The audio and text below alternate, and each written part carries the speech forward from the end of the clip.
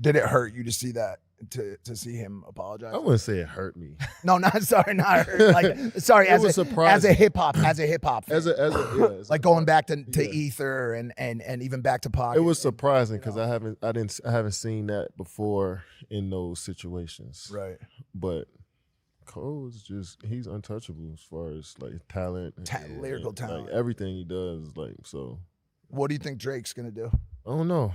You never know what he does, bro. He's just one of those stealth, like under the radar dudes that just pop up out of nowhere and just some crazy shit. Yeah, he also just let some shit ride for 5 or 6 years before he say something. You never know with him.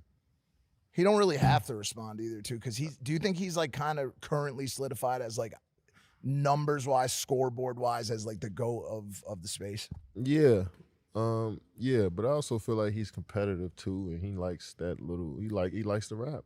Yeah, you know what I'm saying, and he likes that lyrical sparring session, regardless of who it is. Over his whole career, you've seen it, so you never know what he's gonna do with it, man. That's the beauty of it though, because you never knew what Kendrick was gonna do when he popped out like that.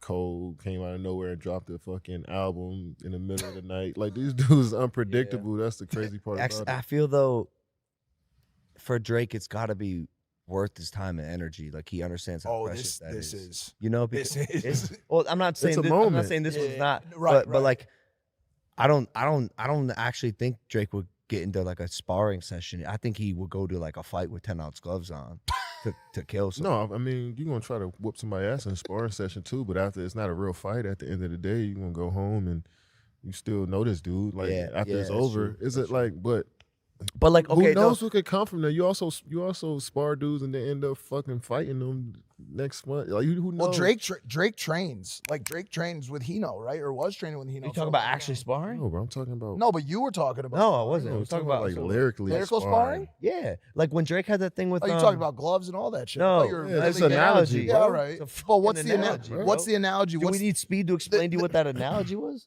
What's going on? Don't worry about it. No. When gloves had to do with when Drake had his thing with Pusha T, I remember like we were all waiting for the response, and then his final decision was no response, which was, by the way, the right decision, not worth the time or energy. Look where they ended up. Like, right, one decision puts the guy on the map for a while. Who, Pusha T?